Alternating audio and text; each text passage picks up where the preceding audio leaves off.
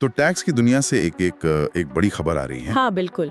11 अगस्त 2025 को लोकसभा ने नया आयकर विधेयक 2025 पास कर दिया। और वो भी कुछ ही मिनटों में पेश होने के तुरंत बाद। हाँ, काफी हंगामे के बीच और मतलब बिना किसी लंबी बहस के इसे भारत के टैक्स सुधारों में एक अहम कदम बताया जा रहा है। सही कहा। और ये उस ड्राफ्ट की जगह आया है जो पहले फरवरी में आया था, 13 फरवरी को। अच्छा। हाँ, वो जिसे वापस लेना पड़ा था जी, क्योंकि बैजयंत पांडा कमेटी ने उसमें काफी सारे मतलब करीब 285 सुझाव दिए थे। 285? हाँ। काफी ज्यादा है। हाँ, और उनमें 32 तो बड़े अहम थे, तो उन सबको शामिल करके ये नया बिल 8 अगस्त को वापस पेश हुआ और अब पास हो गया। ओके, तो आज हम इसी पर बात करेंगे। इस नए कानून में क्या खास है, क्या बदला है ना? बिल्कुल, गहराई से समझने की कोशिश करते हैं कि इसके मायने क्या है। चलिए, तो सबसे पहली बात जो सुनने में आ रही है वो है सरलीकरण, सिंप्लीफिकेशन। हाँ, ये दावा तो है।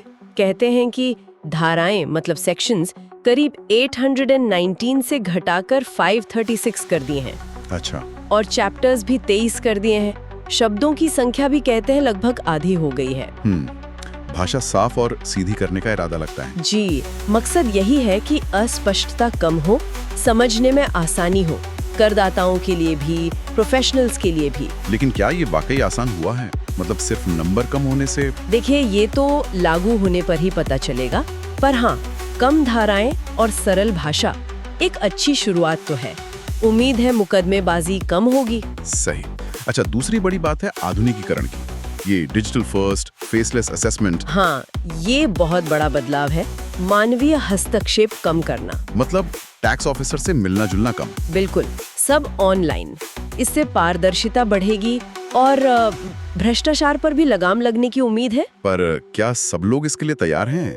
छोटे शहरों में? हाँ, वो एक सवाल जरूर है। शायद शुरुआत में कुछ दिक्कतें आए, ट्रेनिंग, इंफ्रास्ट्रक्चर, ये सब देखना होगा। खैर, करदाताओं के लिए सीधे फायदे की भी बात करते हैं। वो जो 12 लाख वाली छूट थी, धारा 87A। हाँ, वो बरकरार रखिए। ये मध्यम वर्ग के लिए बड़ी राहत की बात है। हाँ, ये जरूरी था। इससे खर्च करने लायक आमदनी पर सीधा असर पड़ता है। बिल्कुल, इसे बनाए रखना एक अहम फैसला है। और एक और चीज, टीडीएस रिफंड क्लेम करना, वो अब आईटीआर डेडलाइन के बाद भी आसान हो गया है। जी, और देर से क्लेम करने पर कोई जुर्माना नहीं लगेगा। पहले इसमें काफी मतलब पेचीदगियां थी। हाँ, ये तो बहुत अच्छा हुआ।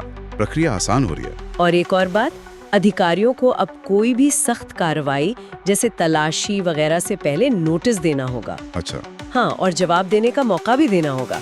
ये करदाता के अधिकारों को एक तरह से मजबूत करता है। सही है। और वो धार्मिक ट्रस्ट वाला क्या मामला है? हाँ, जो धार्मिक ट्रस्ट सामाजिक सेवा नहीं करते, उनके लिए अब अनाम दान मतलब अनोनिमस डोनेशन प्रतिबंधित कर दिया गया है। ओके, पारदर्शिता बढ़ाने की कोशिश। जी, कुल मिलाकर ये सारे कदम एक ज्यादा करदाता फ्रेंडली माहौल बनाने की तरफ इशारा करते हैं। ठीक है। अब जरा प्रॉपर्टी वालों की बात करें। मकान संपत्ति के प्रावधानों में क्या है? इसमें भी कुछ स्पष्टता आई है। वो जो स्टैंडर्ड 30% डिडक्शन मिलता है ना सालाना वैल्यू पर, हाँ, वो जारी रहेगा। और वो होम लोन वाला प्री कंस्ट्रक्शन इंटरेस्ट? हाँ, पहले वो सिर्फ खुद रहने वाले मकान के लिए था।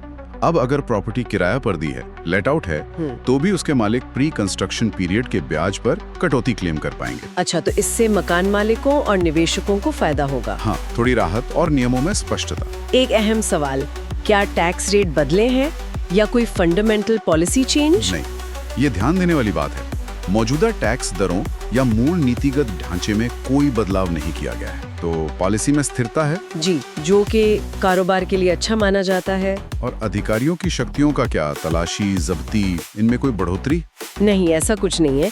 कमेटी का फोकस साफ तौर पर कानूनी अस्पष्टता कम करने और कंप्लायंस आसान बनाने पर था। शक्तियों में कोई इजाफा नहीं किया गया है। ठीक है।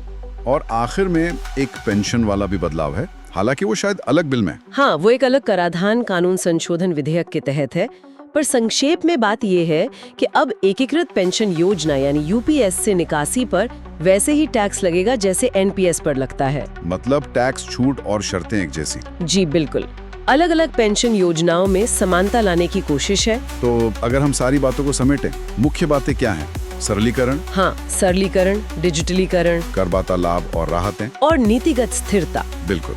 तो ये नया आयकर विधेयक 2025 एक ज्यादा पारदर्शी आधुनिक टैक्स सिस्टम का रास्ता बना रहा है, ऐसा दावा है। और ये लागू होगा 1 अप्रैल 2026 से। देखना होगा कि ये जमीनी स्तर पर कितना कारगर होता है। सही कहा। तो आज की चर्चा यहीं समाप्त करते हैं, लेकिन एक सवाल श्रोताओं के लिए जरूर छोड़ जाते हैं। क्या ये सरलीकरण वाकई मुकदमेबाजी कम करेगा और लोग खुद से ज्यादा टैक्स देंगे, या फिर ये जो पूरा डिजिटल बदलाव है ये अपने साथ नई उलझनें लेकर आएगा? सोचने वाली बात है।